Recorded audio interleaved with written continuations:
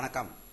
அன்பார்ந்த இணையதள நேயர்களை, மீண்டும் www.qcrc.in என்ற இணையதளத்திற்காக நியூஸ் தமிழ் செய்தி அறிக்கையில் உங்களை சந்திப்பதில் பெருமகிழ்ச்சி அடைகிறோம்.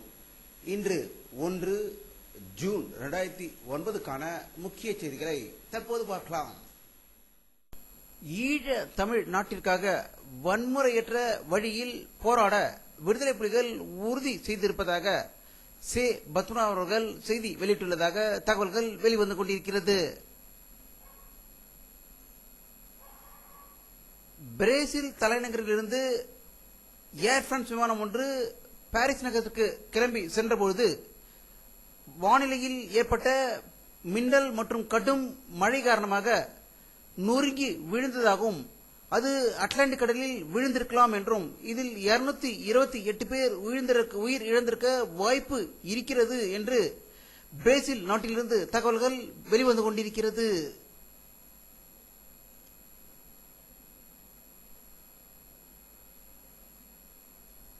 ஈழ தமிழர்களுக்காக தமிழக அரசு சார்பில் நிதி திரட்டப்பட்டது குறித்து ஜெயலலிதா தெரிவித்த கருத்து குறித்து எதிர்ப்பு தெரிவித்து சென்னை முதன்மை அமர்வு நீதிமன்றத்தில் அவர் மீது அவதூறு வழக்கு தொடரப்பட்டிருந்தது. இதில் செல்வி ஜெயலலிதா அவர்கள் நீதிமன்றத்தில் ஆஜராவதிலிருந்து விலக்கு அளிக்கப்பட்டுள்ளதாக செய்திகள் வெளியாகிக் கொண்டிருக்கிறது. இதேபோல மற்றொரு வழக்கு மதிமுக பொதுச் செயலாளர் திரு வைகோ மீது பதிவு செய்யப்பட்டுள்ளதாக சென்னையிலிருந்து தகவல்கள் வெளிவந்து கொண்டிருக்கிறது.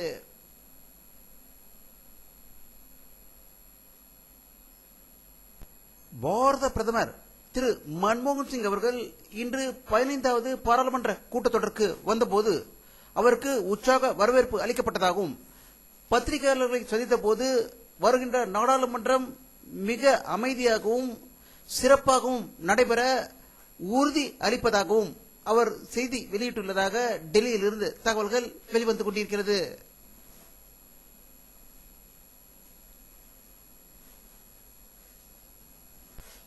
டெல்லியில் தமிழக அமைச்சர்கள் திரு மு க அழகிரி, திரு தயாநிதி மாறன், திரு பழனி மாணிக்கம் ஆகியோர் தங்களுடைய அலுவலகத்தில் பதவி ஏற்றுக்கொண்டதாக டெல்லியிலிருந்து தகவல்கள் வெளிவந்து கொண்டிருக்கிறது.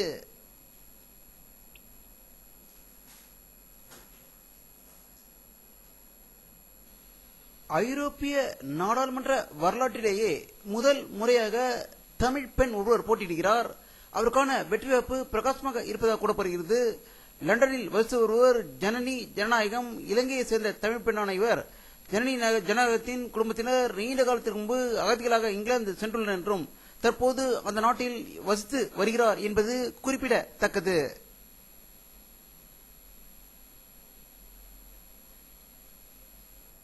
பீகார் மாநிலம் பாட்னா அருகிலுள்ள குர்சாப்பூர் ரயில் நிலையத்தில் ரயில்கள் நிற்காமல் செல்வதால் ஆத்திரமடைந்த குர்சாப்பூர் பகுதி மக்கள் இன்று வழியே வந்த தானாப்பூர் ஜெயநகர் எக்ஸ்பிரஸ் ரயிலை எரித்ததால் பெரும் பரபரப்பு ஏற்பட்டுள்ளதாக பாட்னாவில் இருந்து தகவல்கள் வெளிவந்து கொண்டிருக்கிறது.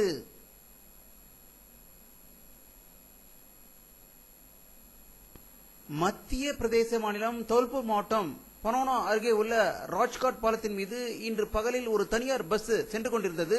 அந்த பஸ் திடீரென்று டிரைவரின் கட்டுப்பாட்டை இழந்து 125 அடி உயரத்தில் இருந்து சாம்பல் ஆற்றுக்குள் விழுந்ததில் 35 பேர் உயிர் இழந்ததாகவும் 10க்கும் மேற்பட்டோர் படுகாயமடைந்துள்ளதாக மத்திய பிரதேசத்திலிருந்து செய்திகள் வெளியாகிக் கொண்டிருக்கிறது.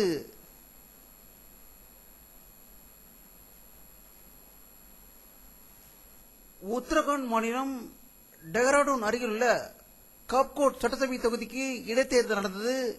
இதில் இன்று அறிவிக்கப்பட்ட வெற்றி வாய்ப்பில் பாரதிய ஜனதா கட்சி வெற்றி பெற்றுள்ளதாக டெஹ்ராடூனில் இருந்து தகவல்கள் வெளிவந்து கொண்டிருக்கிறது.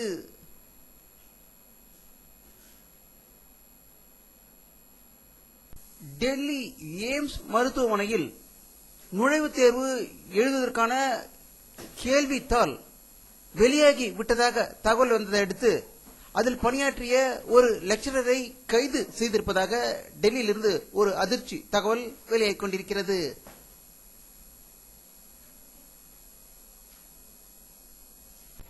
இந்தியாவுக்கும் பாகிஸ்தானுக்கும் இடையிலான இண்டூஸ் வாட்டர் கமிஷன் என்ற நீர் பரிமாற்ற குழு டெல்லியில் பேச்சுவார்த்தை தொடங்கி இருப்பதாக டெல்லியிலிருந்து தகவல்கள் வெளிவந்து கொண்டிருக்கிறது.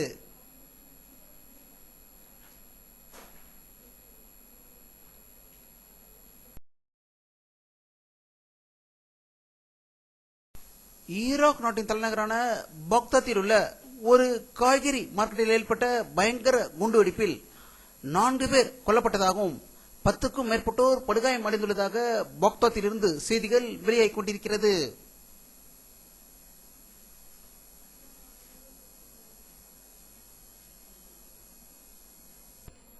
ஆஸ்திரேலிய பிரதம மந்திரி இன்று வெளியிட்டுள்ள ஒரு செய்தி அறிக்கையில் இந்திய மாணவர்கள் தாக்கப்படுவதை உடனடியாக நிறுத்தப்படும் என்றும் குற்றவாளிகளை கைது செய்யப்படுவார்கள் என்று உறுதி அளித்துள்ளதாக சிட்னியிலிருந்து தகவல்கள் வெளிவந்து கொண்டிருக்கிறது.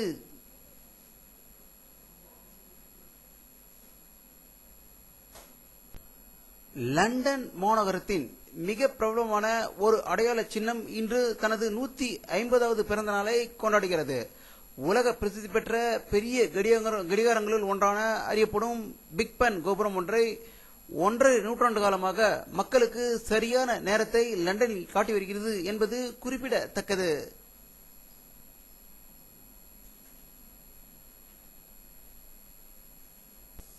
டைட்டானிக் கப்பலில் பயணம் செய்த கடைசி பெண்மணி லண்டனில் உயிர் இழந்ததாகவும் அவருக்கு 97 வயது என்று லண்டனில் இருந்து தகவல்கள் வெளிவந்து கொண்டிருக்கிறது.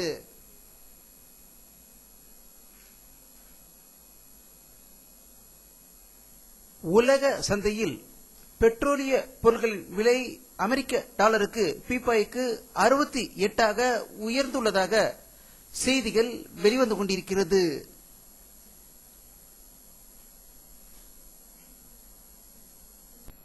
வானிலை அறிக்கை. ஜூன் 1, 2009 பிற்பகல் 4 மணியில் எடுக்கப்பட்ட சேட்டலைட் புகைப்படத்தை தற்போது பார்த்துக் கொண்டிருக்கிறீர்கள். தமிழகத்தில் மேகமூட்டம் எதுவும் தெரியவில்லை. வெயிலின் தாக்கம் இன்றும் தமிழகத்தில் இருந்ததாகவே செய்திகள் வெளியாகிக் கொண்டிருக்கிறது.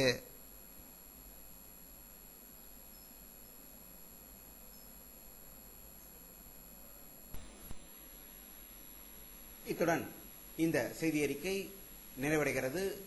மீண்டும் நியூஸ் தமிழ் செய்தி அறிக்கையில் உங்களை சந்திக்கும் வரை உங்களிடமிருந்து விடைபெறுவது உங்கள் கே பாலாஜி. நன்றி.